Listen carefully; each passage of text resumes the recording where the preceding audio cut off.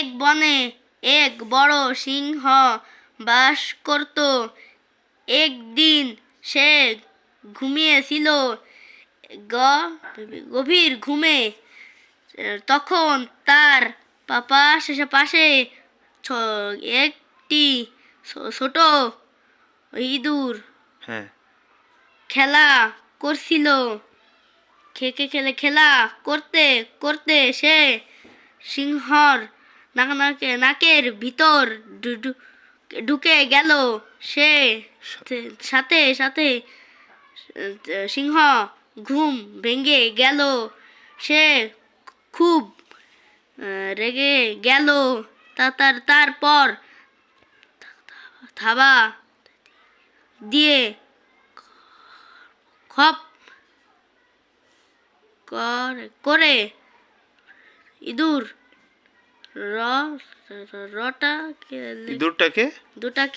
ইঁদুরটাকে ধরে ফেললো। তারপর সিংহ বলল, আমি হলাম হ্যাঁ বলে বনের রাজা। তোর তোর এত বড় সাহস আমার ঘুম ভাঙিয়ে দিস এখনই তোকে মেরে ফেলবো। এই যে এখানে চলে এসেছে, দেখো তো বাবা কি বলে। ইঁদুর ভয়ে কাঁপতে কাঁপতে বলল, মহারাজ আমার ভুল হয়েছে, আমি ছোট, আমাকে মারবেন না।